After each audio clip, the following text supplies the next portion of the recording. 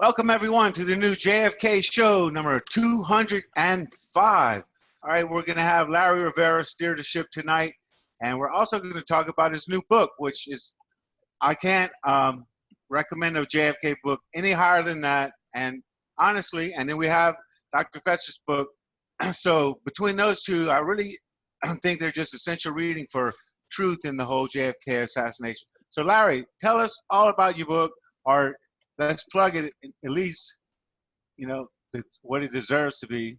Well, we're going to talk about it in the second portion of the show, obviously. But I wanted to finish up on what we had started last week about Emory Roberts, which you know, due to time constraints, you know, with Mike Machanska, who was an excellent researcher out of LA, and who is writing a script for Hollywood on, you know, different aspects of the JFK assassination regarding Lee Oswald and the different patsies, which are of interest to him. And and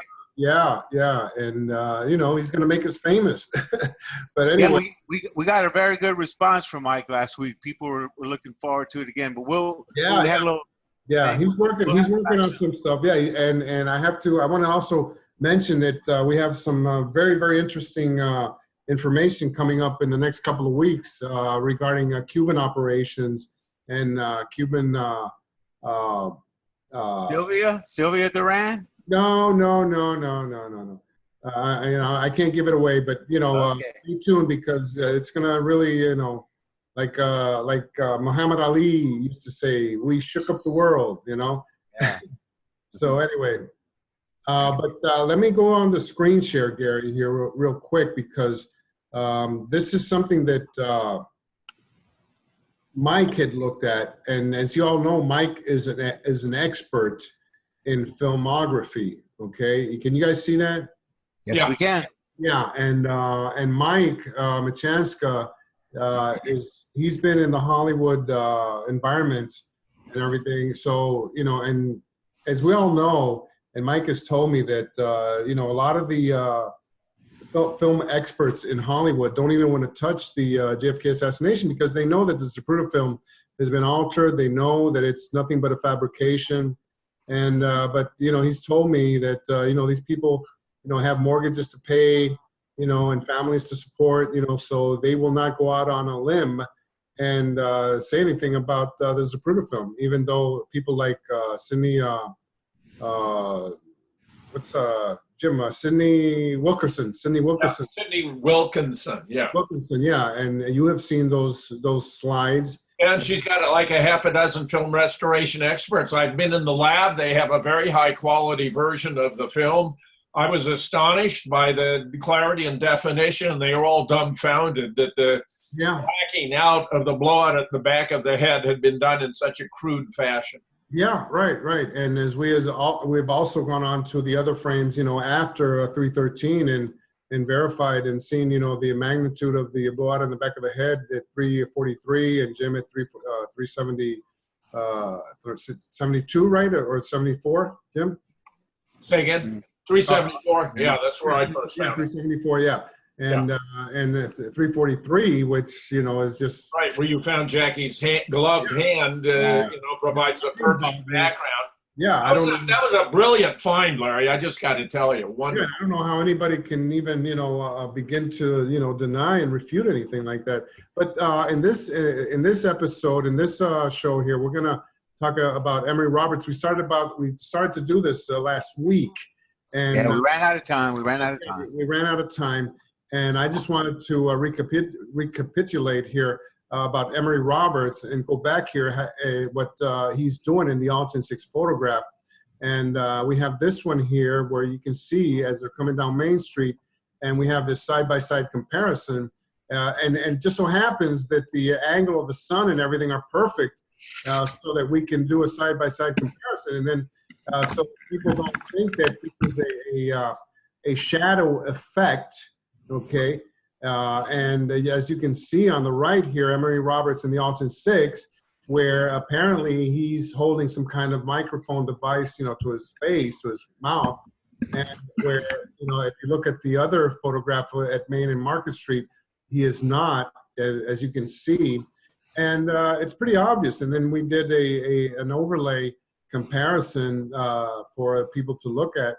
And you can see as the overlay, the opacity progresses, that there's something wrong, drastically wrong going on in the ASICs. May I say, for those who may be unaware, Emory Roberts, being in charge of the security detail, was the pivotal player in Dealey Plaza. He was the guy who was in charge of making sure the Secret Service did not protect Jack, that he was left vulnerable to assassination to guarantee he would be taken out.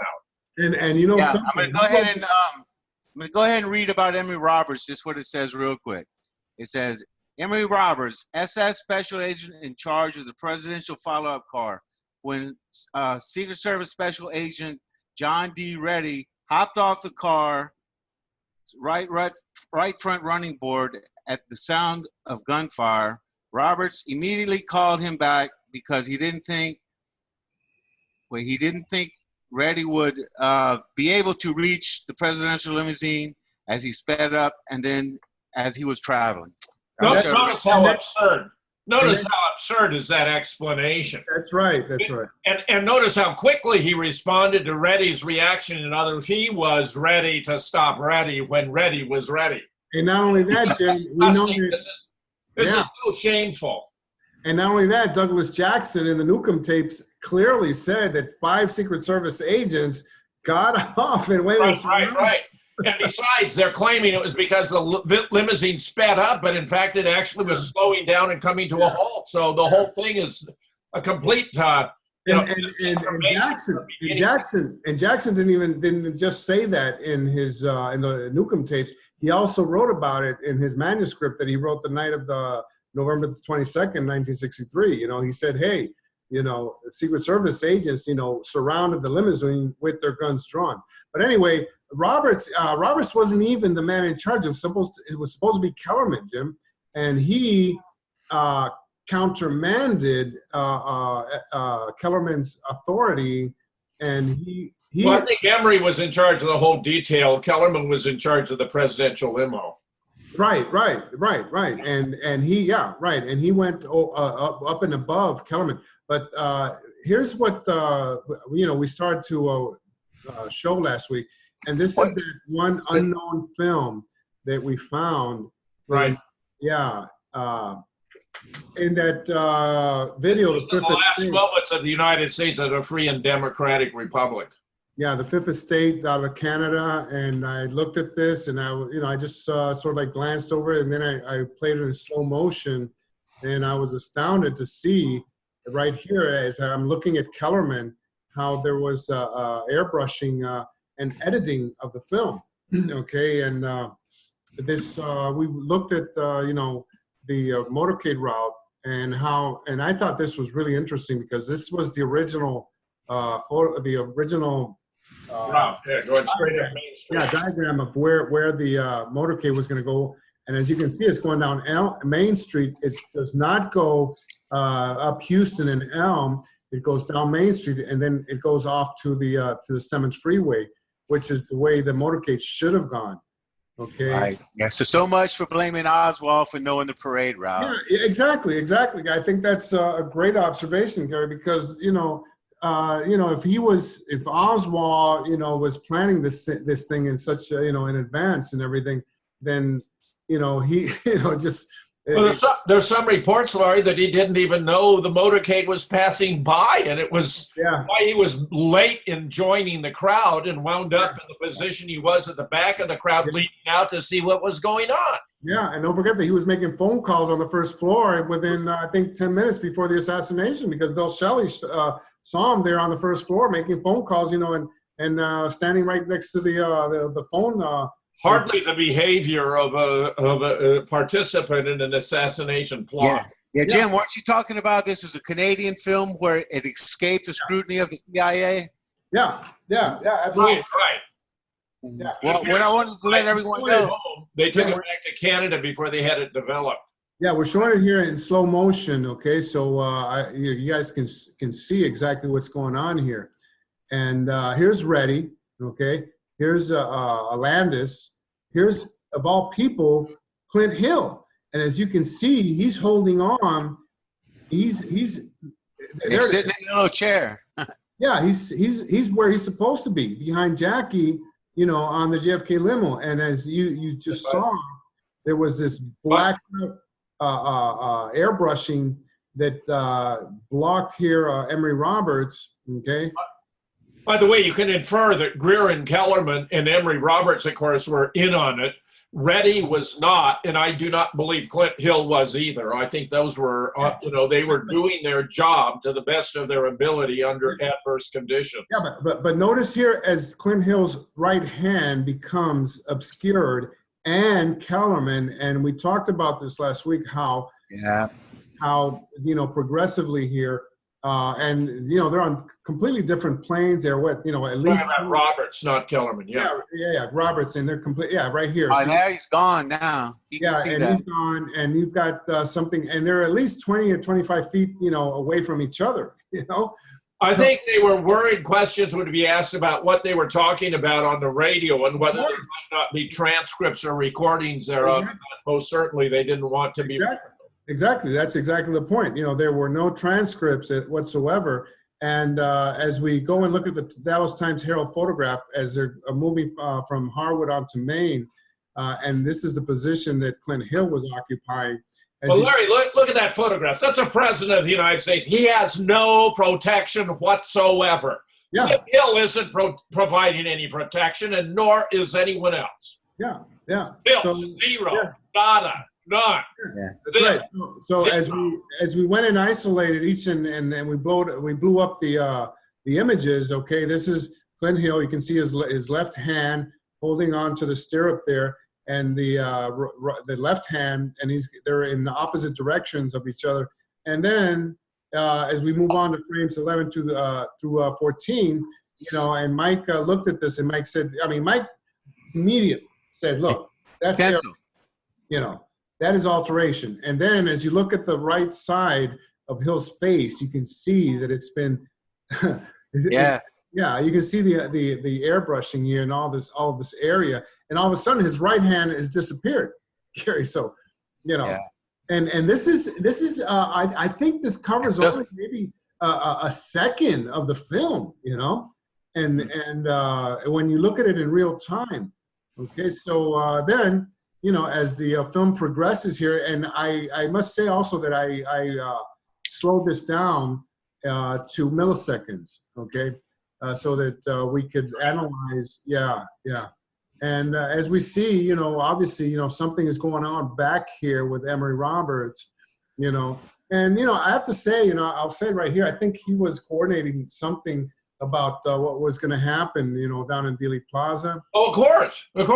That's what they were doing on that channel, Larry. They were talking about the assassination and how it's going to be carried out and where they were and whether people were in position and if they were ready to shoot. That's all. It would all be there in the transcript. That's right. So then we move on to Secret Service agent Henry Ripka, who everybody knows, you know, anybody who knows anything about the assassination, you know, and I want to play this film, okay?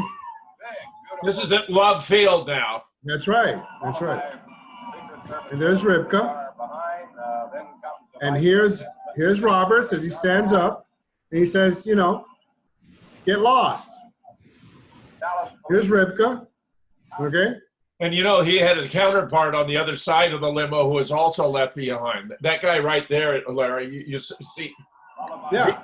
He's also left behind. Yeah. Two agents left behind.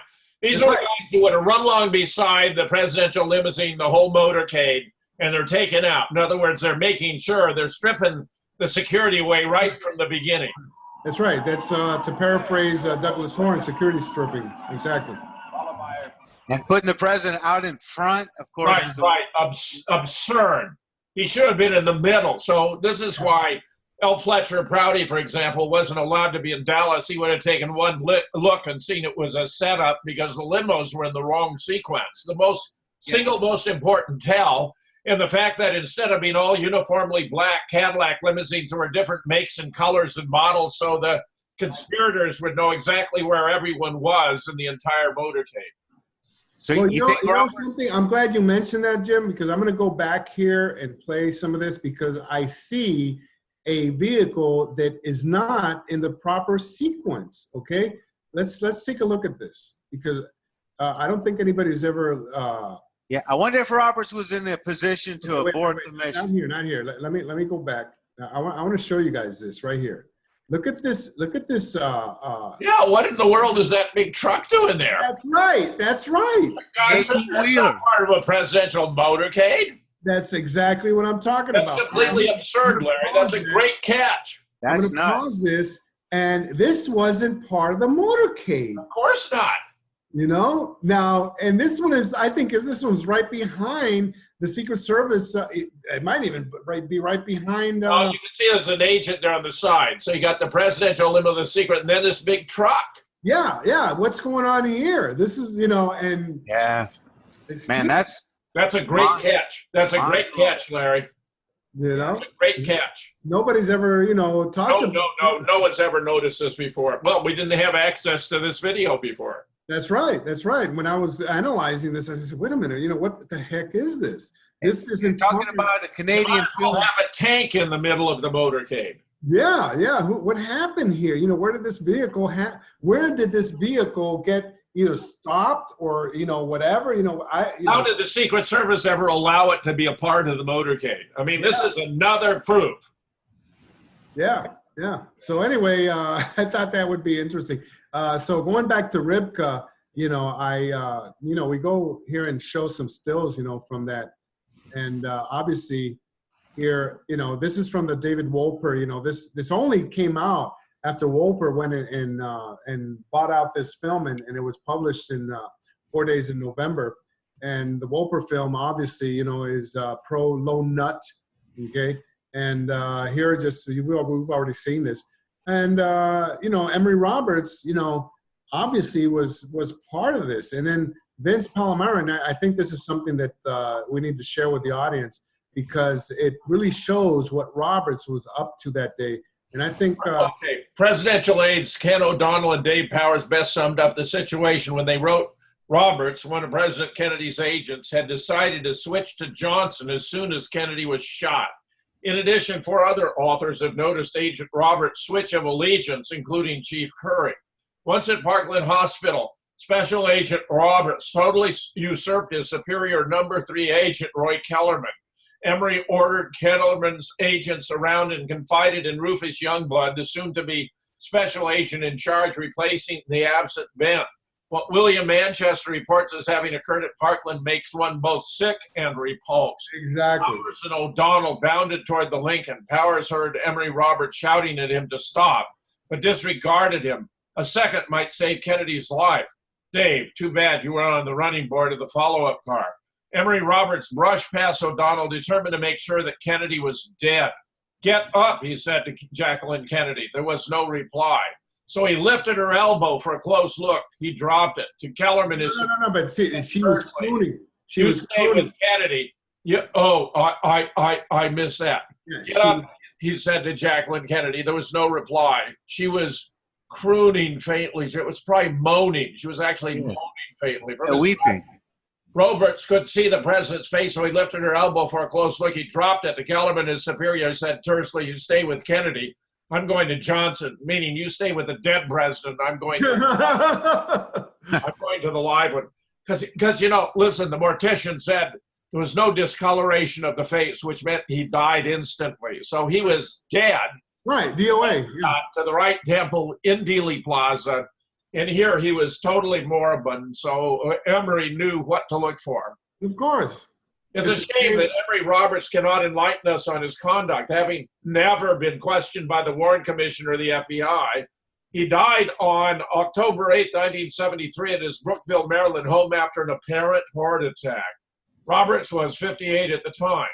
Only author William Manchester spoke with him on December 4th, 1964 and April 26, 1965, respectively. Incredibly, Roberts was the president's receptionist during the Johnson administration while still a member of the Secret Service, receiving a Special Service Award from the Treasury Department for improving communications and services to the public in 1968.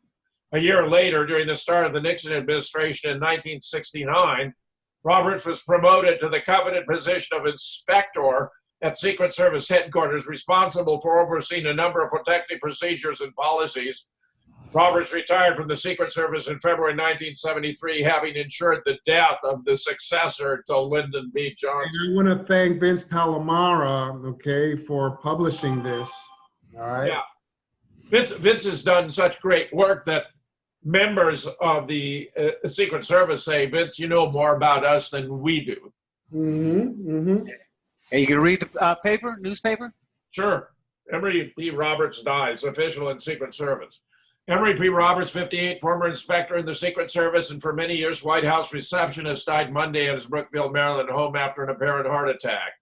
Mr. Roberts was appointed to the Secret Service in January 1944 in Baltimore and also served in the Washington office and with the Presidential Protection Division. He was a president's receptionist during the Johnson administration. Believe it. He was awarded the Exceptional Civilian Service Award for outstanding service while protecting Richard M. Nixon, then vice president, in June of 1958. Mr. Roberts received a Special Service Award from the Treasury Department for improving communications and services to the public in 1968. A year later, he was promoted to the position of inspector at Secret Service headquarters. In that capacity, he was responsible for overseeing a number of protective policies and procedures. Mr. Roberts retired from the Secret Service last February. A native of Cockeysville, Maryland, he attended Baltimore Business College and the University of Baltimore. Later, he served with the Maryland State Police, the Baltimore County Police, and as an investigator for the Office of Price Administration. He is survived by his wife, Betty, of the home at 19527 Treadway Road, Oldie Mill, and two sons, Douglas of Lansing, Michigan, and Stephen of the home. Yeah, I would like to say is Freddie Mercury of Queen used to sing, "Any way the wind blows." This is an ugly dude. Yeah, man, what the hell do you make out of him getting an award from the Treasury Department? Oh, come on. Well, see, Secret Service is a branch of the Treasury, Gary. Yeah. So anyway, I thought that. Remember, Gary, the other role of the Secret Service is with regard to counterfeiting. Correct. Right. Exactly. Yeah, that makes a lot of sense. I tell you what, he's sort of like Arlen Specter. He got rewarded for his duties. Oh, of course. Yeah. So Gary, Well, those who willingly participate in the assassination of JFK got payoffs. They all benefit. Absolutely. Yeah. So do we do a pause now, Gary, or what? Yeah, we can take a break right now.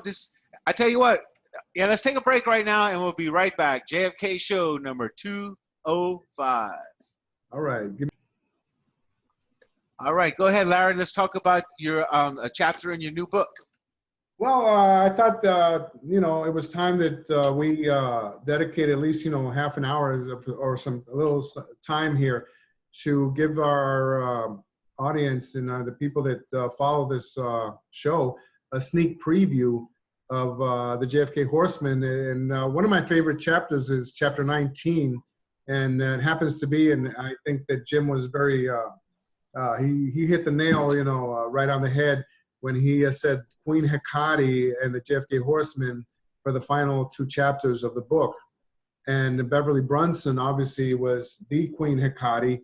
And for those who don't know in Greek mythology who Queen Hecate was, she was a goddess, who threw thunderbolts, at her enemies and destroyed them in that way, in that manner. And yeah. I have to admit, Larry, I'm in love with Beverly Brunson. Yeah, She's well, my kind of girl. I have to say, that her research had been ensconced over there at Harold Weisberg's site, and we've talked about this before. How Harold, just placed all of her letters and her papers. He filed them away because he didn't have time or the motivation to really look at her research. And he in a very prophetic fashion, he said, "Look, I'm just going to put your stuff in." In my files there, someday, somebody will look and study them. And that's what I've been doing for the past 4 years, And along came Larry. Yeah. And I think, some of her quotes, are just so incredible, Gary and Jim, that it sort of like shows her passion, okay, and her commitment to getting at the bottom, of the JFK thing. And I have to say also that at the time, we're talking about 67, 68, 66 maybe, where she did not have the resources that we have today. Right, just a couple of pictures, and she discovered all this stuff without Blender, without Photoshop, without looking at the actual Zapruder film, which Jim Garrison did not make available until the trial, 1968, 1969, and when he subpoenaed it from Time Life. And she only worked on whatever she could find, in media, magazines, newspapers, and some of the stuff, that she presented, in all this documentation and papers and correspondence with Harold Weisberg was so spot on that later on, after a while, she was the object and the target of something very strange that happened to her. Okay, where she was actually kidnapped, drugged, and everything, and she was lured to a meeting with somebody with whom she was supposed to share information on the JFK case, and she ended up in the hospital. After she had been drugged, she didn't drink at all. Somebody slipped something into her drink, and I just think that this is something that would only happen to somebody that was really ruffling some feathers, Jim. And she had to be digging very deep, Larry, to get this kind of abusive treatment. Yeah, and she realized that her mail was being opened. Her correspondence between Weisberg and her was being opened and examined, and she even noticed it. And she mentions it in a letter to Weisberg. Is your mail being opened? And I've spoken to Vince Salandria about this, and he has been completely dumbfounded because he said, how come that did not happen to me? Because Vince was more, visible, and him and Harold Feldman, his brother-in-law, but Beverly was the one who was targeted, because, and that's why I thought that it was very important that we put all of her work into perspective. And I don't know how much time we're going to have here, but I think her background is really important. And if Jim wants to do the honor here. Sure. Passion is the ultimate expression of the intellect. Beverly Brunson from Baxter Springs, Kansas, was an author and poet. She was born 7 November 1928 and died 21 February 2000. She graduated from the University of Missouri in 1950, Phi Beta Kappa. Her father, Leroy Brunson, who worked in the 1940s for root manufacturing, served 1 year in the Kansas House of Representatives, and also served as mayor of Baxter Springs for 10 years from 1954 to 64. Beverly lived in New York for a while. She never married and lived a more or less secluded life with her parents and her longtime companion, Mary Gibson. This chapter will offer a perspective on Beverly's research and studies pertaining to the JFK assassination, which only spanned a couple of years from 1966 to 1968. According to her second cousin, Glennis Shanks Vernon, most of Beverly's records and writings perished in an accident while they were being transported and moved from one location to another. The transport truck became submerged in one of the many creeks of the area of Baxter Springs during a storm. Only her original desk remains in the possession of her extended family. Miss Brunson's obsession with the JFK case centered on a few of the more important and controversial issues, which she felt had not been resolved, which is summarized in this quote from a 1968 letter to Harold Weisberg. "You will, I trust, forgive me for sending you so much, and at my own will. This case has come apart. I eat and sleep it, and I think the time is crucial. I have acquired a number of gray hairs these last 2 months, but I am not ashamed of them." Beverly Brunson, 28 March 1968. In 1966, Beverly established her first contact with Harold Weisberg. They never met, however. They maintained a casual relationship for a couple of years, where she sent many unsolicited letters and manuscripts detailing her theories while she pored over the 26 volumes of the Warren Commission and other printed media available at the time. She was an extremely well-versed and informed writer. who meticulously sourced her work with precision for others to follow and verify. Weisberg never discouraged Brunson from sending her research, however. With everything that he had on his plate, he admitted he could not properly address and analyze her work, opting instead to place her investigations in a university archive. Which she did. In prophetic fashion, Weisberg wrote the following in 1968. Generally speaking, even I can find no immediate use for it. I'll welcome anything you might care to send. I may then be able to make it available to others, like the occasional news person who has an interest, have it in case there is an investigation, and will have it in my files for the day when, as I've been told, my files will wind up in a university archive. I've asked that this be broadened to include the files of all working on the case. Thanks to Weisberg's foresight, we can revisit Ms. Brunson's impressive work and appreciate the significance of her insight, industry, and perceptiveness. Perhaps the reason Weisberg did not take much of her research seriously might have been because he did not believe in photographic alteration. And Beverly was emphatic that most of the photographic record was tainted. Time and modern technology have confirmed that Ms. Brunson may have been right in many of her theories. I think that's really impressive, Jim. Yeah. I agree. Not having the technical skills.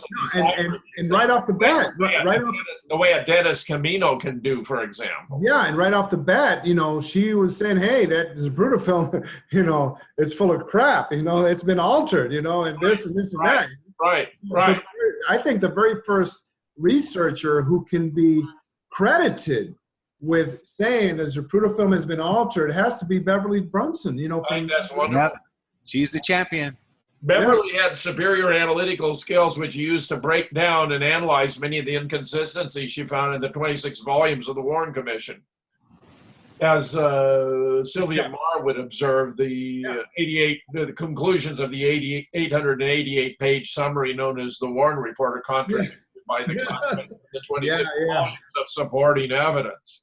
Yeah. This chapter will take a look at her work with Ulchin 6 and its controversies, including diversionary tactics she believed to be embedded in the photograph, and also analyze her work with a Zapruder film using the few Zapruder frames the Warren Commission published as exhibits, and those filtered by Life magazine in Ulchin 6 versus Zapruder frame 255.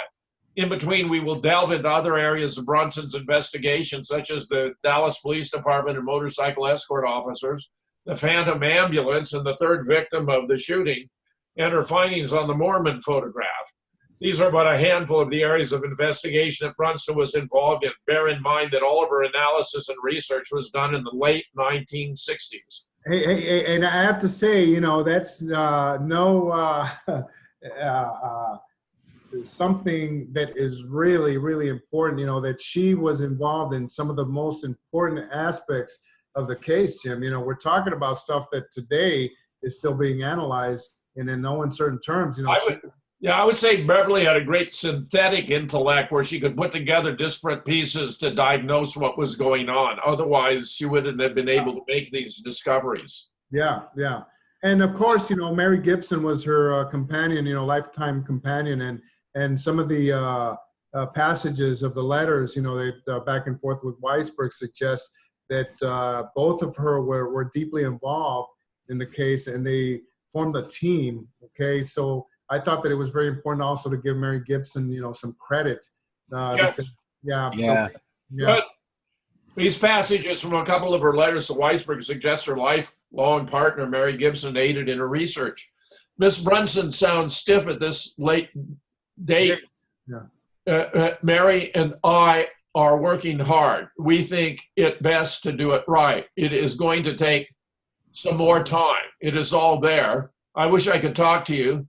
Feel the need very much. The next time you are this way, perhaps we could come to meet you and talk an hour or so. Perhaps you might have a layover at the Kansas City or Wichita airport sometime. Dear Mr. Weisberg, a picture of me. He's asking her for a picture. Losbury. Okay, I'll see if I can get Mary to take one of me on her new color Polaroid, and I will obtain one of her too. Somehow, though, I can't see a picture of me in anybody's files except for comic relief. Yeah, laws of mercy is an expression, like, oh, mercy. See, I don't know the expression, laws of mercy. Thank you. Laws of mercy, which is Yeah. another thing. It's no words when expressing who she believed was responsible for the assassination, from the president all the way down to individuals in the DPD who she suspected were closely affiliated with right-wing organizations, about which, of course, she was correct. Yeah. Was convinced the original plan of the conspirators was to set up Oswald as part of a red conspiracy, which would bring about an outright response and provoke a retaliatory invasion of Cuba. She's spot on. Yeah. For example, the Julianne Mercer incident she suspected was planned to draw attention to the Knoll, the Goldwater stickers on 2 vehicles that cruise the west parking lot of the TSBD behind the Knoll were indication that whoever was behind the assassination wanted to make sure the Republican right wing could have also been suspected and would have provided a special personal name brand or pathological stamp belonging to whoever was behind it. Brunson came just short of naming LBJ as the mastermind of it all. She concluded that all this attention was dropped in favor of a low nut scenario, much to the detriment and objection of the Dallas Police Department. That's some really heavy stuff there, Jim, where That's good. That's very good. That's very good. Emphasizing the whole. You can see her making her way through this morass and sorting it out. Yeah. Years before the release of most of the films of the assassination, well before it was later confirmed by modern technology, Brunson was already suspecting that these had been altered, edited, and in many cases suppressed. Moreover, she considered the control over the photographic evidence to be of the utmost importance in the success of the assassination and subsequent cover-up. And this is a very important passage here, because this is where she lays it all out, Jim. You have proved that the powers that be were desperately afraid of photographic evidence. I merely submit that it could be what I am interested in that they wanted to suppress, especially since they suppressed the 4th rider also. The fact that Featherstone descended so fast on Mrs. Borman, and didn't Gene Hill say that Featherstone turned out to be a cop, might indicate that the assassins had planned on the possibility that they might be photographed and were prepared to grab the films, in which case they would also have taken pains to conduct an assassination that would reveal the minimum on film. They would have known in advance that many cameras would bring evidence. I think they were counting on a trick assassination to escape the cameras, which it did, almost. Firecrackers, silent shots, and other diversions. More than 50 witnesses claim they heard and saw firecrackers and streamers explode during the assassination. The documentation is extensive, and it's beyond the scope of this chapter to go into the details of each and every case.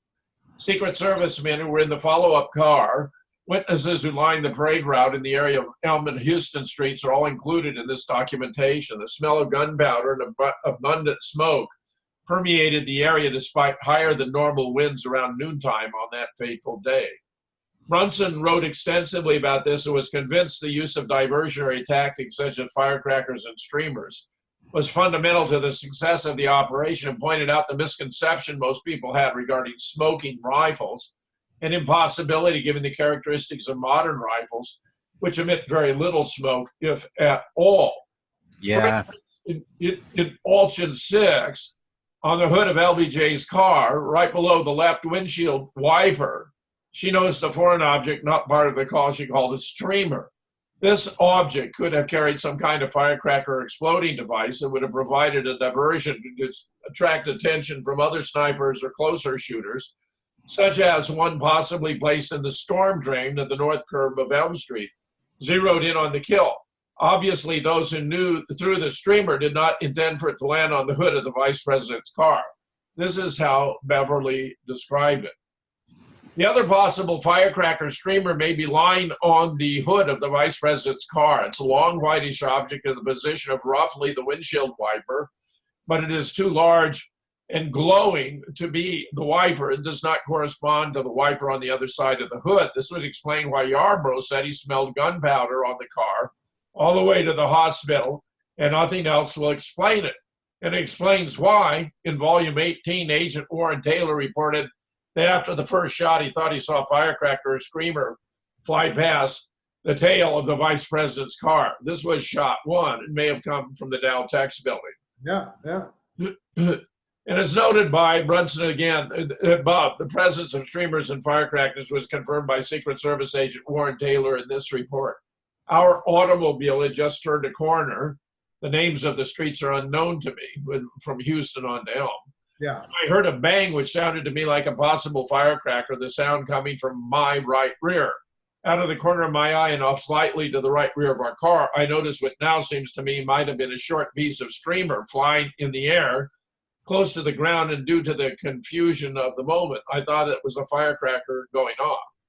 And of course, we also know that I just want to say that, you know, what Brunson is doing is she's following the documentation that she's seeing, you know, in the Warren Commission exhibits, you know, the 26 volumes, you know, which she just completely analyzed and dissected, you know, and that's why it is so impressive, you know, about what Brunson and Mary Wilson did, where, you know, they're starting to bring out some details that are not explainable, Jim. And some of the stuff here is just, you know, mind-boggling, okay? So even Roy Kellerman here, the next, and this is in the Warren Commission here.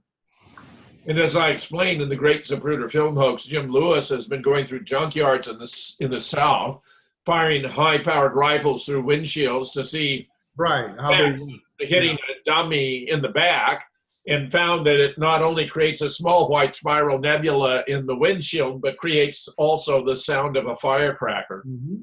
Secret Service agent Roy Kellerman, who was riding shotgun in JFK's limousine, described what he heard as they turned onto Elm Street. Mr. Kellerman, this noise, which I attribute as a firecracker, when this occurred, and I'm in the process of determining where it comes from me, meant, because I am sure it came off my right rear somewhere.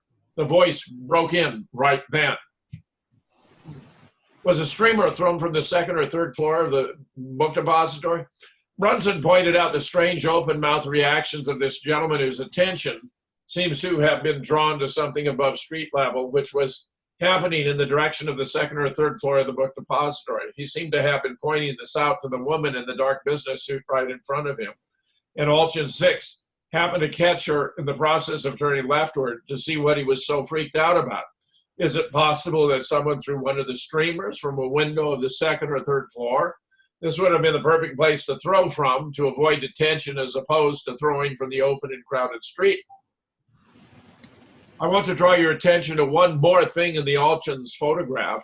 There's a man standing on the curb in the far right top end of the picture, who is obviously looking up into the air open-mouthed, and seems in fact to be pointing out something to the woman standing in front of him with her back to the camera. This man is not looking up at the sixth floor. He is looking into the air over the vice president's car, about the level of the second or third floor, no higher. He has either seen something happen in the air over the VP car, or in a lower window of the TSPD, and it is startling enough to cause his mouth to drop open and to cause him to lift his right arm and call the woman's attention to it. Also, one of the women in the Dow Tex window, just to the right of the projecting arm or object, is looking into the air.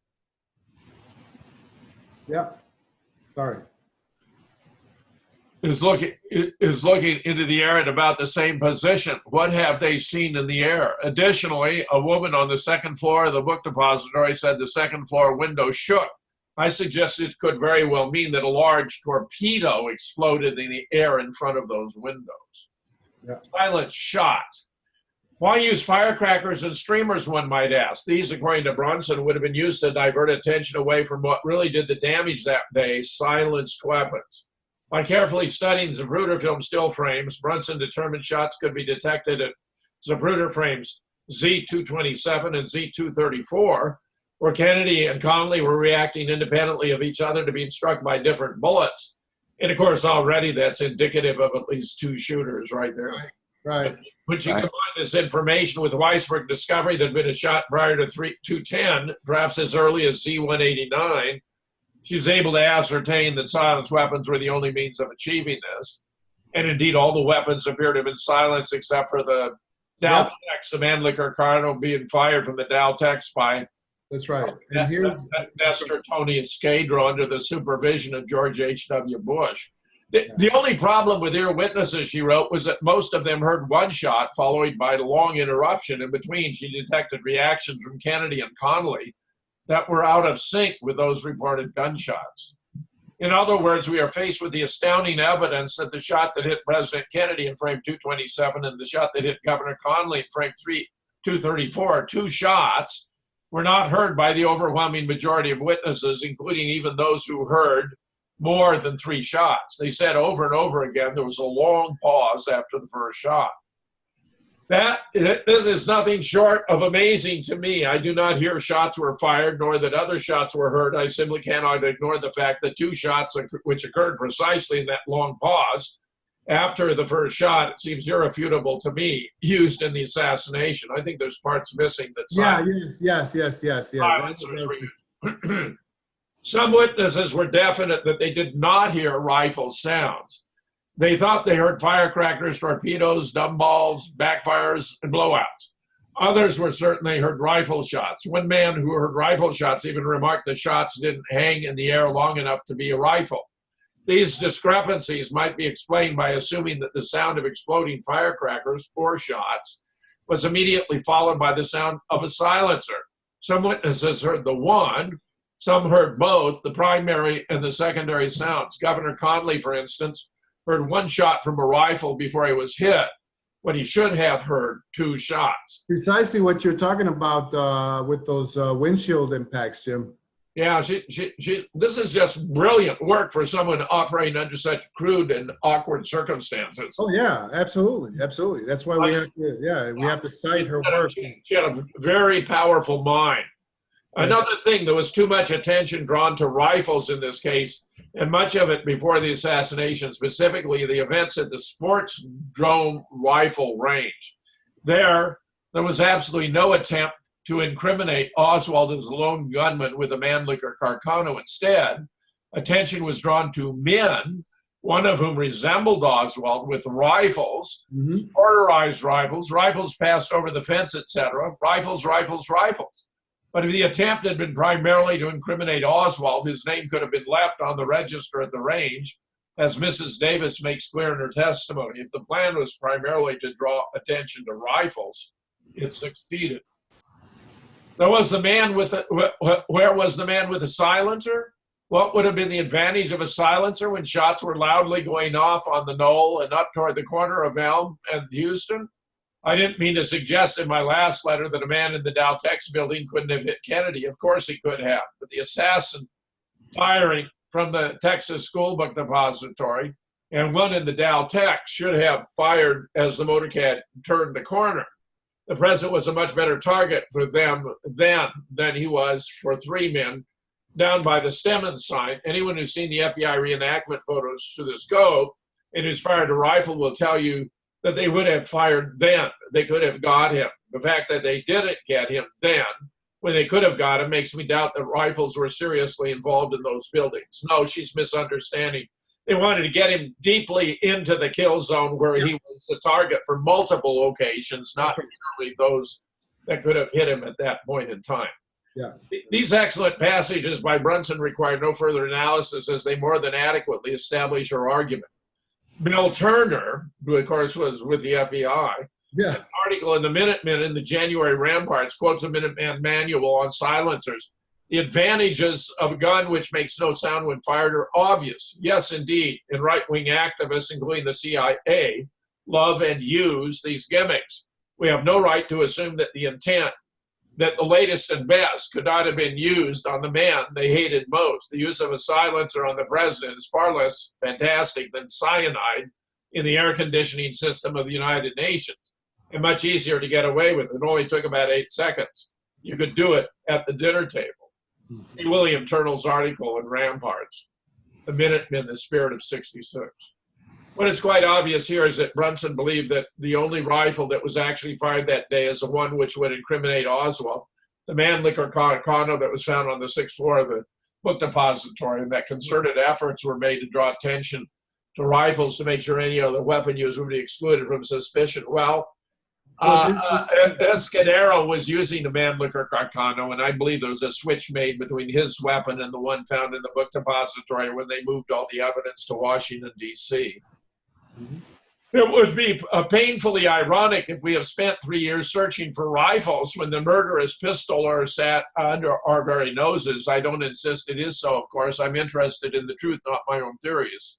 But I become more and more convinced that the assassins pulled a fast one on us and that we can discover it and pull the ground out from under them. For, in spite of the fact that they have got away with it for 3 years. My goodness, 3 years. Now it's over 50. 50. I don't think they are very smart. There are two sets of elephant tracks in this case, one real and one false.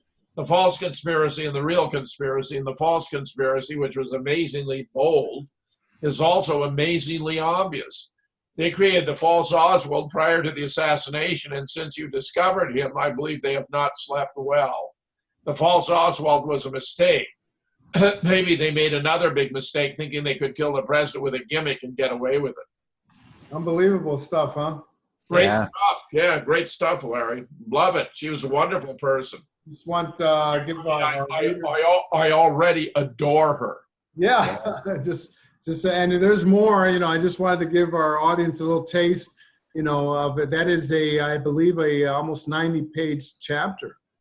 Okay, and we only touched a couple of the concepts here of Beverly, and I wanted to mention that in my research I contacted the Baxter Springs Historical Society back about 4 years ago, and I spoke to some of the people there, and they were not aware of Beverly's research and her activism in the JFK case, and they wanted me to provide them with all these documents so that they could create a special area at the museum to present to the citizens there at Baxter Springs what Beverly had accomplished. And I thought it was so, I was so proud, when that happened, and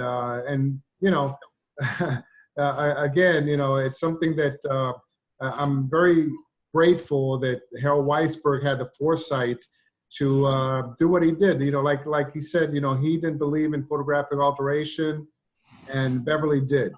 And she, again, he was right and he was wrong. He was right, and that's why she's the Queen Hecate of the JFK assassination case. Larry, we have a few minutes free. Could you show us the book, the cover of your book?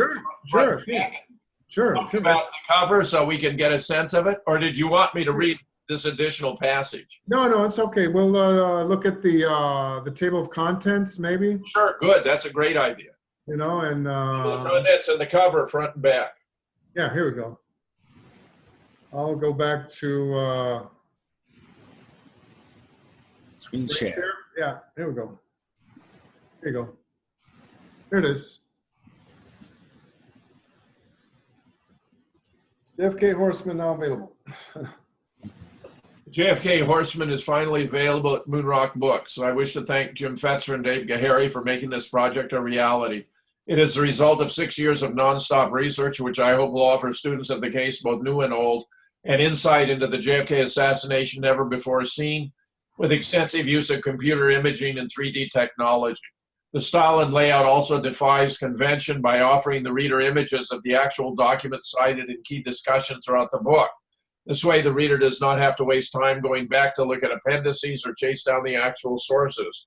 This new approach allows one to fully appreciate the cited researcher's frame of mind as it pertains to the presentation at hand. Excellent. Yeah, there is, I've shared that with a couple of other scholars I'm not going to mention right now, and they have found that to be an excellent move, and strategy to provide the reader with the actual documents, as you have seen there with the Beverly Brunson chapter, where we're actually presenting, and we're not footnoting, and then having to go back, and okay, let me go find that source and whatever, So it's brilliant. It's brilliant, man. Yeah.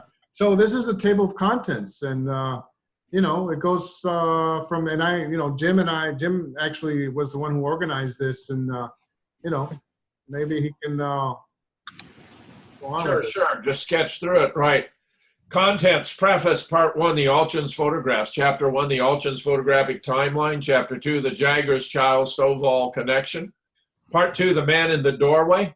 Chapter 3, Lady by the Doorway. Chapter 4, the untold story of Joe Molina. Chapter 5, Roy Edward Lewis and Alchin 6. Chapter 6, Lovelady Revisited, Andrews Air Force Base, The Fugitive. Chapter 7, HSC activities of Kenneth Bruton and Robert Groden. Chapter 8, The Man in the Doorway Identified. Chapter 9, The Travails of the Rust-Colored Shirt. Chapter 10, Why Was Buell Wesley Frazier erased from Alchin 6?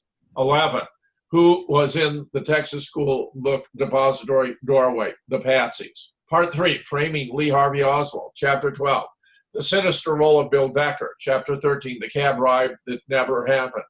Chapter 14, The Chicanery of Joseph Ball.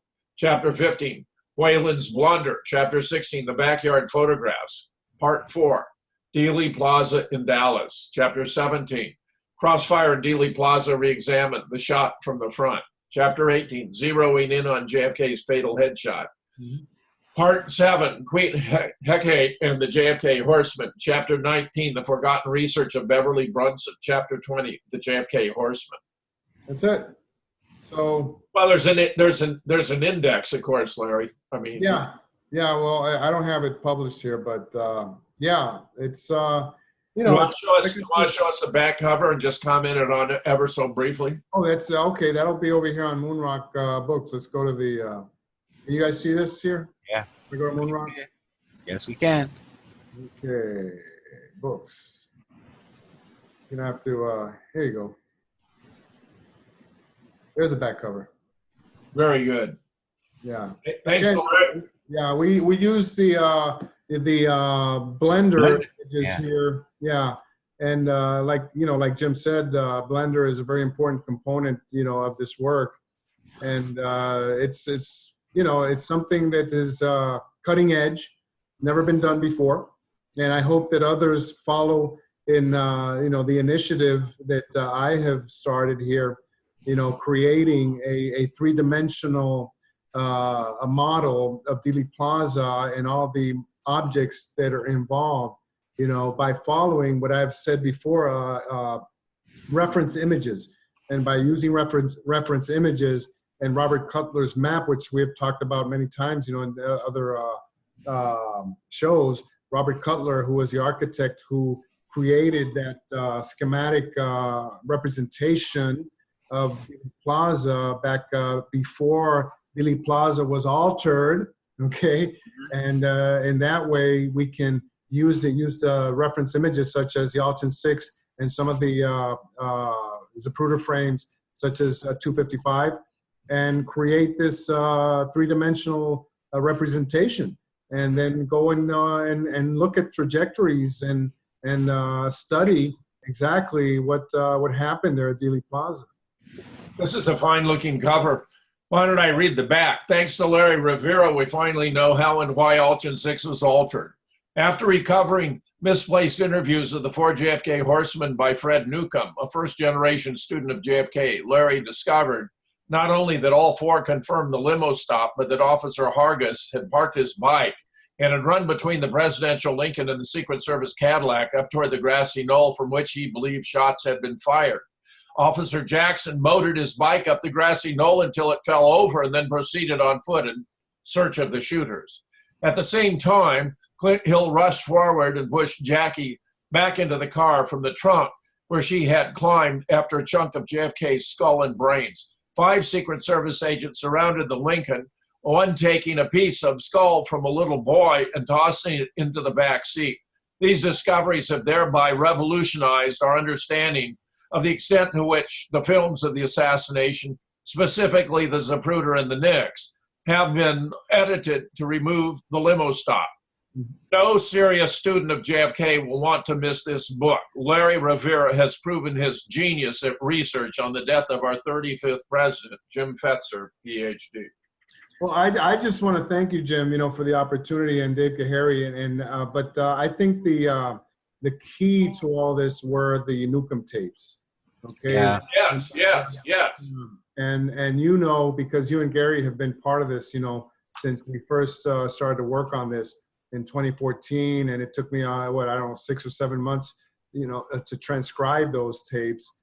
And I can't say enough about Tyler Newcomb, for making those available to me. Obviously, his father was not aware of the importance of what was said in those tapes, and I can't thank you guys enough, because I remember in 2014 we drove from New Orleans to Dallas, and we couldn't stop talking about that. Remember? Yes. Yeah.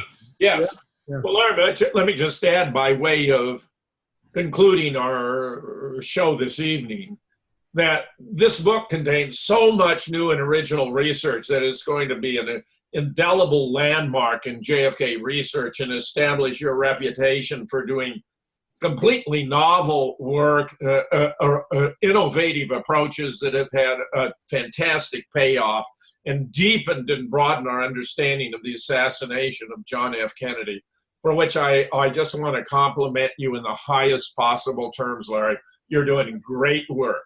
Thank you. And you guys were part of it, because you guys went with me down to Dallas to Dealey Plaza, and we did field work together, and those are days, that I'm never going to forget. I remember Gary and I walking together over on Beckley, to trace Lee Oswald's steps, step by step, to see if the timing corresponded, with, when the supposed cab ride, dropped him off at a certain point, over there on Beckley, and then walking back, and then going to the Texas School Theater, and going in there actually and buying popcorn, and so, a lot of things. Yeah, Larry, I know you're a modest fellow, but go ahead and tell us about how you get notifications of your book being cited from academia around the world.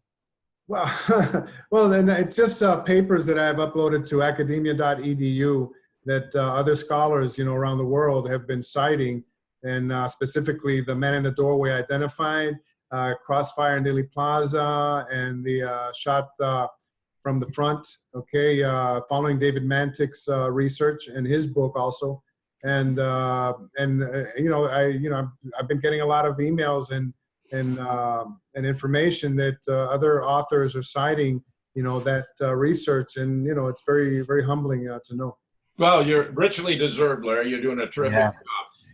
Yeah, the cutting edge of JFK research. We've done 205 shows now, and sad to say that a lot of this research is being suppressed in the JFK. Yeah, our JFK Horseman videos, Gary, and on YouTube. What happened to those? We're getting them all back up. I'm actually talking to Dave at Moonrock Books, and those guys are planning on coming down to New Orleans in October, and I was seeing if we had to hook up with them all. They want to do some USS Liberty, a one-day event with Phil Nelson. So I was great guy about getting us all together at that time.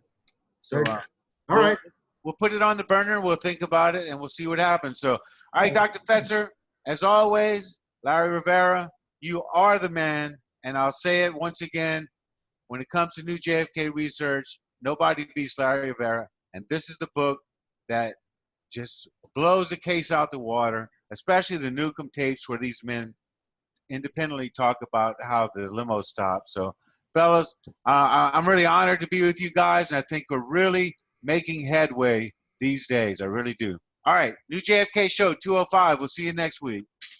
All right.